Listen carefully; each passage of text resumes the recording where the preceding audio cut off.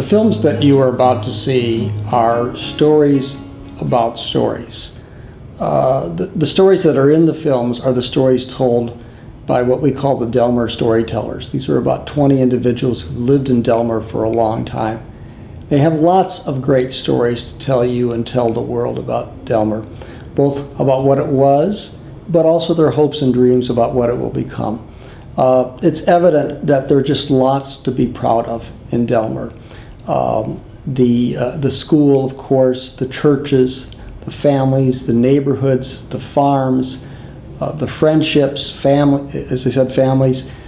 These are things that continue to persist in Delmar. There's also talk in the films about things that aren't around or aren't what they used to be. Clearly, the railroad made the town. The town would not exist without the railroad. But the railroad died. Certainly, passenger service died in 1971, and finally the railroad disappeared. And they basically left a mess for the town to clean up, which they did. And one of the wonderful things that's told in the stories, as well as our trip to the depot, is how the town was able to acquire the land and fix up the depot and get it on the National Register of Historic Places and make it into a wonderful museum, and then make it into the rest of the property into a park that is at the center of the community. These are things that the community should be proud of, and that reflect on the fact that people in the community are able to recognize problems and do something about that. This is really, really important. So these are the stories that are told in the films, but the other story, of course, is a story told by the 8 graduate students that are involved in this project. Working in teams of 2, they made 4 films, and each one of these films is told by an outsider, somebody coming into Delmar from the outside. And the wonderful thing about that is they all came in with planning eyes that sort of size up the community. But what they learned is that's really insufficient. That you can look at a community and quickly and you can make some judgment about it. But unless you spend time talking to people and understanding what's going on in the community and understanding the true assets of the community, then you don't really know the community. And in having the students tell stories about the stories, they are able to actually become much more familiar and much more understanding of the community. And I think it's a wonderful thing, both for helping the community understand itself, but also how it relates to people from the outside and how it explains itself to those people. Personally, I think that the story of the depot, as I've just said, and what was done by the community when the railroad basically abandoned the community, is a story of heroism. And it's a story of individuals working together to make the community a better place to live. I think when we look at the challenges that the community faces, certainly the downtown isn't what it used to be. That's very clear, and there's sadness in these stories about what was in the downtowns, and what is not there anymore. What to do in the future? There are a lot of ideas being thrown out.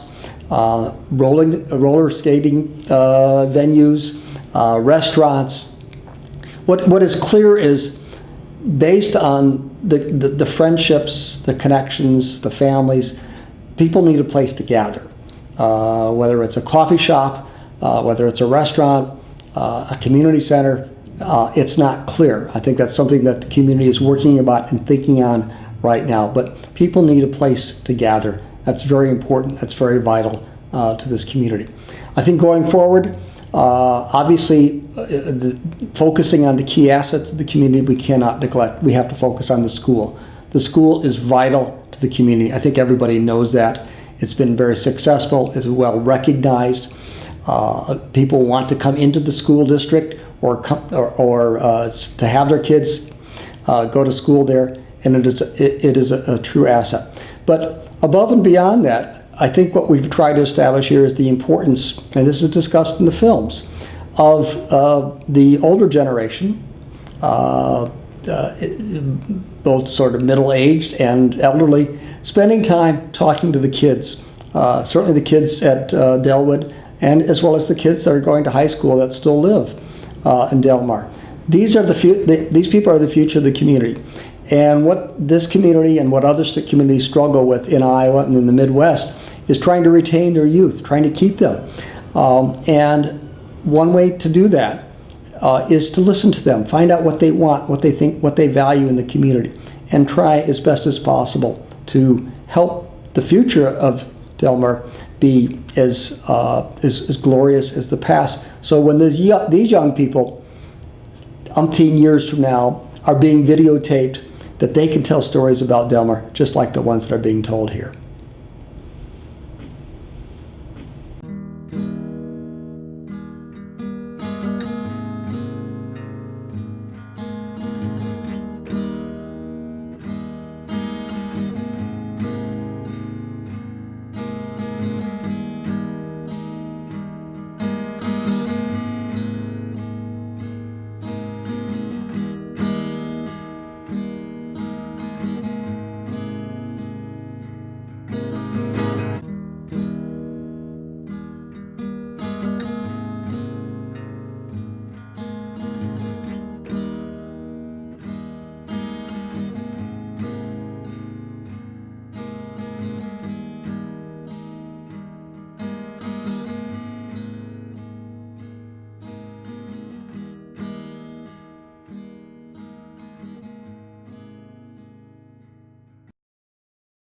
Okay.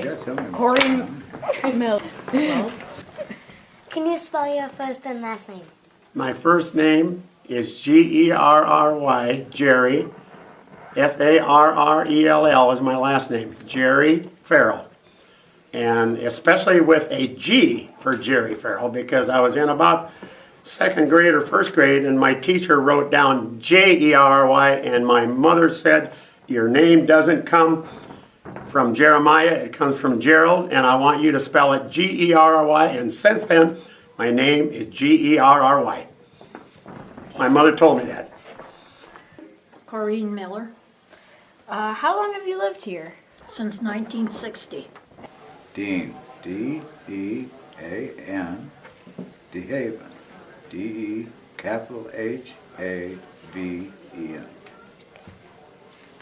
How many years in Delmar? We'll say 65.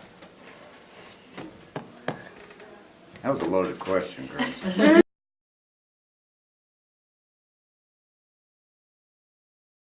What brought me to Delmar, I was born here. I didn't have a choice. I was born in Delmar. I was born in Macokota, but I lived in Delmar all my life. Well, it was a good location, and the little country school house closed just the year we moved to a 40-acre acreage. So it was either haul the oldest daughter or move somewhere where it was more convenient. And Delmar, this location was for sale. We bought it, moved here, and I'm still there. It's the only town I know. I've never been anywhere else. Never lived anywhere else. Let me put that. So it's my hometown. Oh, the changes. We had a lot of good things going for us. Good bands come. Even Tom Owens from Cedar Rapids came one time. And Oklahoma Cowboys and, gosh, I can't remember. But the bands were all good to dance to. At that time, there was no television, no, dance was a good entertainment. Usually Sunday night. And then we had ball games. When I was at home, we always had a ball game going out in the yard. There wasn't ball games like you have Little League and things. We didn't have that. We just had our family. The baseball diamond that we had when I was young and I used to watch the old kids play was a cow pasture. We just self-entertained ourselves, I guess. Nobody went too far. Been in a lot of other towns, but I wouldn't want to live there. I like the memories. If I close my eyes, what do I see of Delmar? Oh, all the teachers, all the friends I made. When you grew up in Delmar, it's a small class, and sometimes you remember those people your friends, and your two are friends now, and hopefully you'll be friends all your life. You'll always remember your friendship in school, and that's what I did too. I remember the people in my class, always kind of looking out to take care of them, watching out for them, and they're watching out for you. I would say that if I would keep my eyes open and look around, I would see many things happening in Delmar, some new houses and some nice people moving in, and just like you girls, good people that would come to school. I'd like to see it to stay here. I don't want to see Delmar grow up and go away. I would keep my eyes open to see what I was missing. I would close my eyes, I wouldn't see it.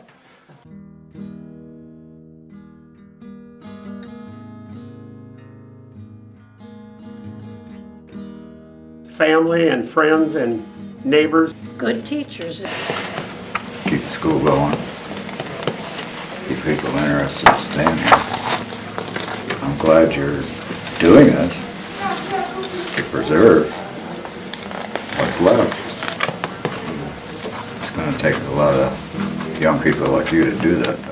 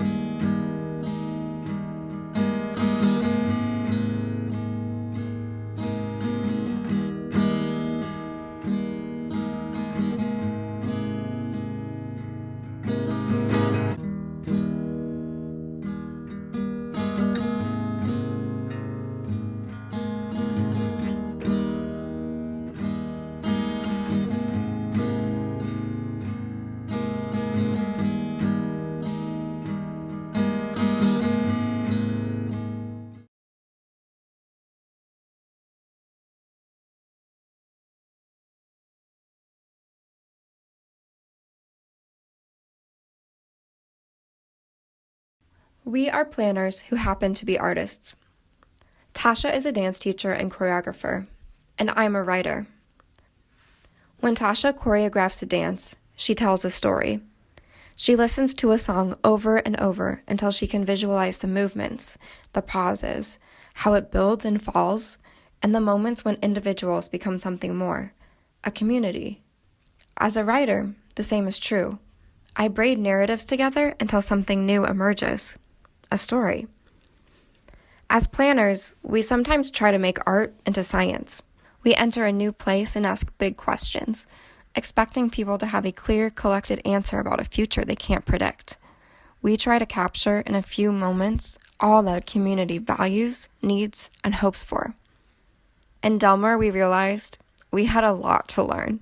And there is a difference between cows and cattle. Yeah. You know that? Yeah. Okay. I want to know that. Prove elusive. We wondered if we could point to it, the way everyone in Delmar can point to their home, both churches, even locations of places from the past. We had trains on both sides of our house, and it was life, the trains. And I still miss the trains. There was a hardware store that actually the Bennis's had. Delmar had a lot of businesses, and when I was going to school here, there was like 3 taverns, there was 2 places you could eat meals. A grocery store? There were grocery stores. There was the bank down there. Businesses have all kind of gone away over time, which is sad. We learned the school is the place where stories of the past and opportunities for the future exist together. What do you wish people knew about Delmar? It's where our grandchildren go to church, it's where I go to church, and it's where our children live. Where they go to school. Yeah, where they go to school. Children, grandchildren go to school, and that we get to see them a lot. You. I think people know how good our schools are. We've been, last year we were #1 in the state as far as academic achievement. So I think it's kind of getting out there how kind of quality school system that we have here. I have something to tell you, and you probably don't want to know this, but when I was in the lower grades and that, we had a teacher, and if you missed one spelling word, you wrote it 1,000 times. And if you missed 2 spelling words or 3, it didn't make any difference how many you missed, you wrote every one of them 1,000 times. Because she had real long fingernails, and she'd always poke them in the lobes of the boys' ears, you know, and that. And they don't forget that to this day, and that they remember that. The school is the place in Delmar that captures its continuity and change, bringing people together across memories, time, and possibilities. On our junior-senior prom, that gym was here at that time. But when we were juniors and that, we brought our king and queen in a red convertible and drove it around the gym floor. Now you can't even walk on the floor with a pair of shoes. Yeah, we had a red convertible and brought the king and queen in. When you come down the hallway out here, those rooms weren't there. That was all open, and there was iron rails along there, and that's where you sat to watch the ball games. You think back now and you think, oh, I wish I had pictures of, you know, when they did the changes and that, how different it would look now. Who's your grandpa? My grandpa graduated in 59. 59. Do you know Steve Jepson? Steve Jepson. That's my grandpa. Okay. What year again? You live 59. just down from the post office. Yes, I do. Okay. 59. That's 50. No, 54. 54. 54. Okay. See if you can find me. I do. Hey, look at that. Whether built through class reunions or one-day storytelling workshops, these relationships make a way for past stories and new faces to shape Delmar's future. In conversations off camera, we heard a lot about the Delmar Development Group. We hope this group and the school will consider our recommendation to host Listen to the Students events once or twice a year, so that student voices can shape and support community efforts in Delmar. We also hope that sharing and interacting with student ideas can continue to take place through intergenerational conversation. An inspiring moment in our interviews came when a student threw our script out the window and asked her own question: what could we add to the school? The answer was to teach foreign language at younger ages, preparing students for an increasingly connected world and global workforce. Lucky for us, the people of Delmar knew when to leave our plan behind, so the best places, stories, and ideas emerged in spite of us, and for the good of a good place to be. That's Delmar.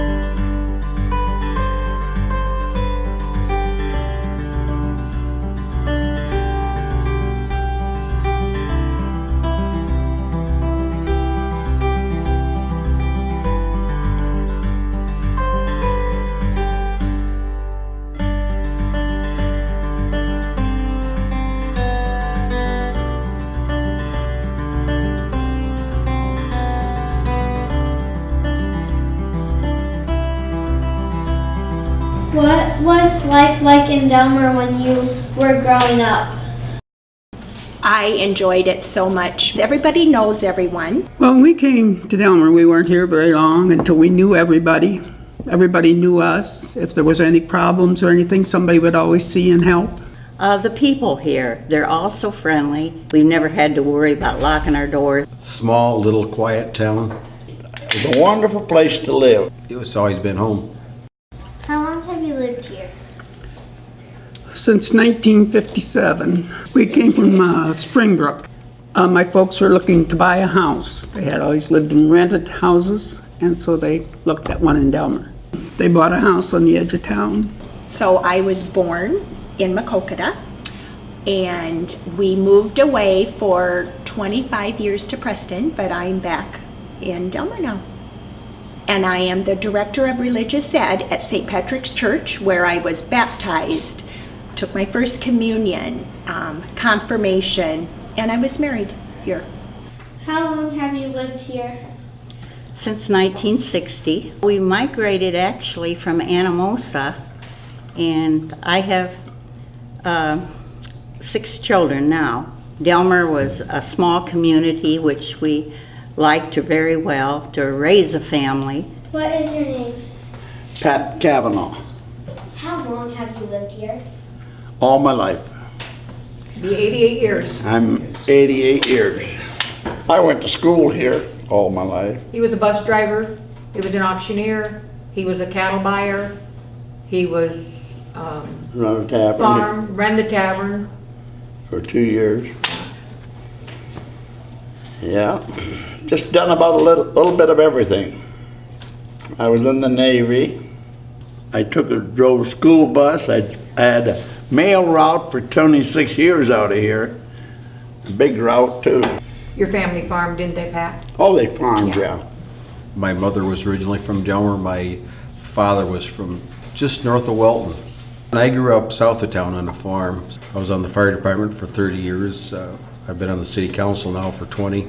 Actually, I'm in charge of the depot, so I see a lot of the history of Delmar, of what it was back at the turn of the century, all the way through the years of what's been here, what's gone. The downtown is what is different than it was. We've lost a lot of our stores that we had at one time.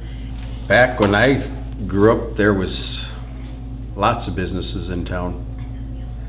There was 4 or 5 taverns, there was 2 or 3 gas stations, there was a barber shop, there was insurance, doctors, and now we have a bank.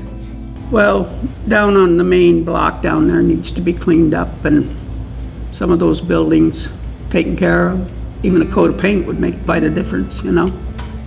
Oh, it's just changed so much through the years that it's hard to comprehend sometimes that now we have nothing.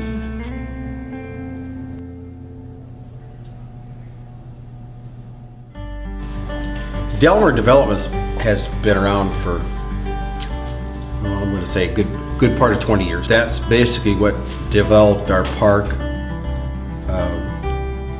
They did all the sidewalk lights in the park, the shelters. With Delmar development now happening, it's an exciting thing. We're really hoping that the city owns a good share of a block that's vacant down there that we could develop. There's going to be a lot more happening.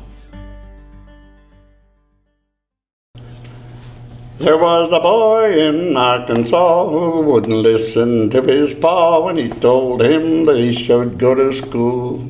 He'd slip away in the afternoon, take a little walk, and pretty soon you'd find him at the local auction barn.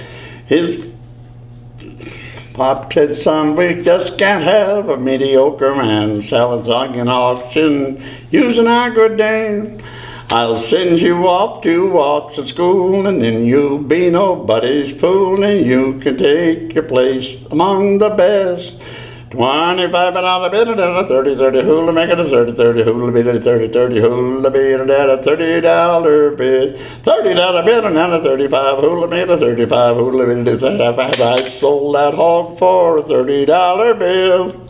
Hey, well, all right, sir, open the gate and let them out and welcome boys. Here we come with lot number 29, and what are you going to get from 22 and a half, and I go 5, 5, and I go 5, I got 25, and now 7 and a half, 27 and a half, and I go 33, you want number 2 and a half, 32 and a half, and I go 5, 5, you want number 5, 35, and now 7 and a half, 37 and a half, you want number 40, sold out, 37 and a half.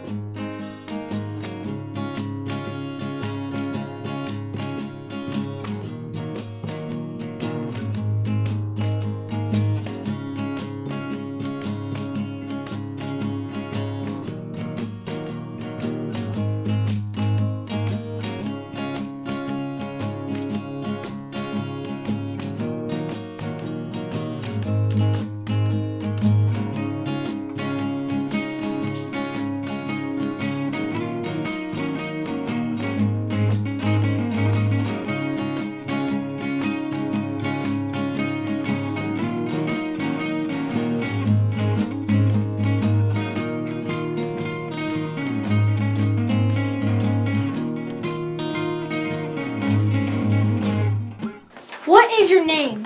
Stella Frank. My name is Brian Schmidt. Okay. My name is Paul Seifert. Okay. My name is Janet Treckle.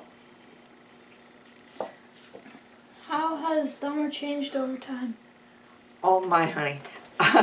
Delmar has really changed through the years. We used to have many more businesses in town. We used to have a hardware store.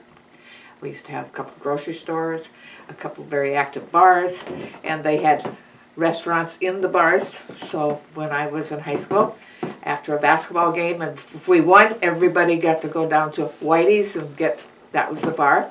And we used to be able to buy sandwiches and have pop and treats and what have you. My grandparents were the Methodist minister and his wife years ago, and my mother graduated from here, and my uncle graduated from here, and then the families moved away, and then eventually, years later, my parents bought a farm and around just west of Delmar, and I went to school at Elwood through the 8th grade, and then I came to high school at Delmar, and I graduated in 1957. What brought you and your family to Delmar? Well, my grandparents came here. They originally were from Pennsylvania. Pennsylvania Dutch is our ancestry. So I don't know just how long, probably in the early 1800s they came. And they kind of originated in Lost Nation, and they moved this way towards Delmar. So that's kind of our background of how we got here. They were always farmers. So that's what I've been all my life too. And way back, my mother used to tell way back in the 30s and 40s, Delmar had a doctor, had a dentist. Maybe one time we had 3 taverns, which wasn't, it kept people busy, I guess, but and we had 2 grocery stores, and of course the school was a center of activity back then too. But Delmar was quite a bustling community. I'm about 2.5 miles south of town, but I've lived there my entire life, outside of 4 years while I was attending college. What brought you and your family to Delmar? My great-grandfather, back in 1914, purchased the farm where we're on. My family immigrated from Germany back in the 1860s, and so it was through family ties. My great-grandfather was a farmer, my grandfather was a farmer, my dad farmed this ground, and now I am. Delmar's changed over time. As I said, one thing that's really kind of distressed me, I guess, is just there were a number of businesses. We had a grocery store, I remember even a dance hall that was in the park. Used to be a dance hall there. But as far as changes, there was a grocery store, there was a hardware store. Now the only really business in town is outside of the Casey's or the grain elevator, and that's essentially the banks, I guess, on the west side of town. That's what's really changed over the years that I've noticed, and it seems like more times that people who are here, they live here, they live in the community, but they work someplace else. So that wasn't always the case here in town. What brought you and your family here to Delmar? Well, my husband had a job with a trucking firm here. Being city clerk, I was clerk here for 22 years. Well, we had a couple of grocery stores and 3 taverns and a hardware store, a couple of restaurants, and a bank. When I grew up, there was still a train that went through town here. The depot is still here, but there were still train tracks, and I remember the train going through. We raised cattle, and often at that time, the cattle were sold in Chicago. The cattle market was in Chicago. So occasionally, I remember I would ride the train into Chicago to see the cattle sold. So railroad tracks came through here with Milwaukee and Northwestern Railroad, and Delmar was quite a railroad town. People would come from 30, 40 miles radius around Delmar to get on the train. And the train went from Chicago to San Francisco or Los Angeles. So the depot up here, which has been restored, was a bustling part of the community back then. Lots of people came to get on the train. We had a dance hall down by the railroad station. When I was little, quite young, my uncle would come from Colorado and we would meet him down here at the station. That was kind of fun, exciting. As you get older, you like to reminisce. You'll find that when you get older. Because when you're young, you don't have anything to reminisce about. But when you get older, there's all kinds of memories come into your head. So if I close my eyes, I think of being a child going to school here, 4-H activities, church activities, Sunday afternoon ball games, and friends that would come over. And on Sundays we used to go visit people too. Folks would get in a car, you'd go take a ride, and you'd stop in and see somebody, see a neighbor or something, go to somebody's house. Today you wouldn't think of stopping at somebody's house unless you called ahead and made an appointment. But years ago you just stopped and they'd have a cup of coffee and a piece of cake ready for you. But as you reminisce, you think of the memories of growing up and the good times you had. And I would either walk in the mud or ride the horse because the roads were nothing but mud, and my dad would put me on the horse. I was real short. My dad would set me on the horse, hit the horse in the back end, and away I go. And the 8th grade boys would be there at the yard or at the school, and then they'd help me down off that horse and take the horse to a covered shelter area until school was out. They'd help me back on the horse, hit me, away I go, and I go home. I did start what they called Stella flags in town here. When I was clerk, we never had flags on the street when it come to holidays, national holidays. And I suggested that we have a community effort to raise money for flags. So everyone that had a family member that died in the war or passed away here donated $25 for a flag and a staff, and each one was displayed on the poles around town, and in time they lined all the streets in Delmar, and I'm very proud of that. What is special about Delmar to you? what's special about Delmar, to me, is everybody seems like a family. Everybody, even though it's different families and everybody is within, it's a small town, always has been, but everybody seemed to reasonably know everybody. Sometimes, sometimes that didn't work out because everybody knew you couldn't keep any secrets. But if anybody needed any help, and that wasn't just if you were in town, if you were just around the town like we were, people were there to help out. And that's what was always important to me. What made you stay in Delmar for 59 years? The love of the community and the people. I would tell them that they have an excellent school system. I would also tell them that it's a loving community and an active community, and everyone who lives in Delmar seems to support every activity at the school. What is the center of the community in Delmar? The school. How important is the school? Very important. Good education for children and kind of a hub for the community. Mostly high school memories. Basketball, basketball, basketball. That was what I was active in, choir, and ball, softball, band, just everything that had to do with the school. The school to Delmar is very important. This school was, the new part was built in 1916, and it was one of the first consolidated schools in the area. And we had a 75th anniversary years ago of the high school.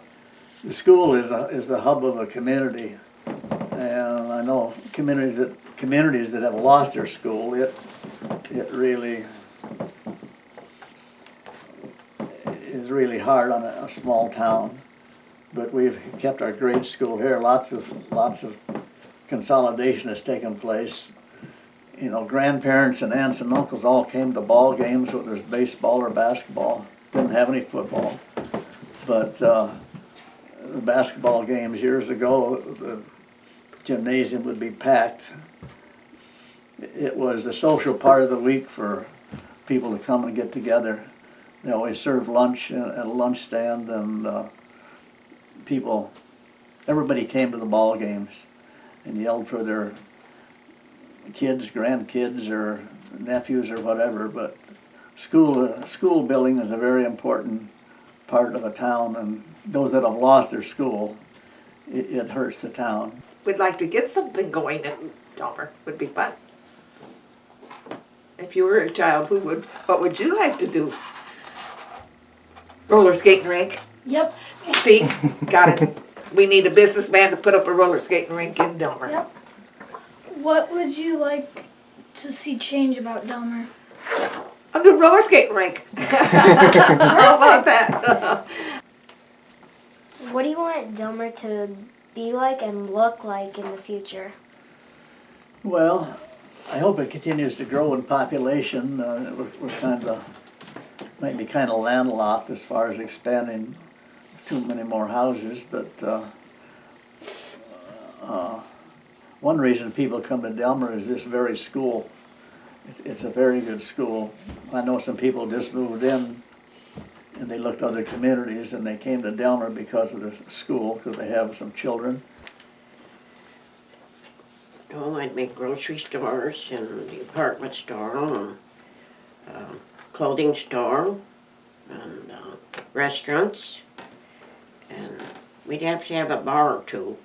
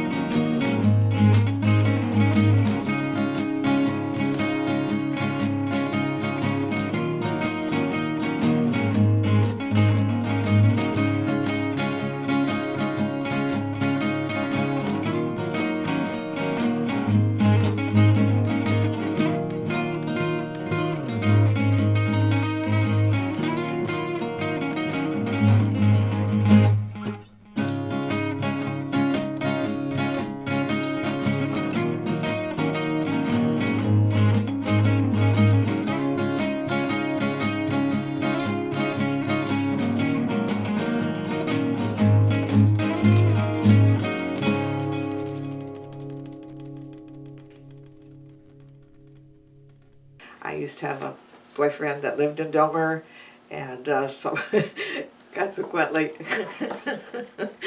somebody's laughing at me. I did a lot of things here in Delmar.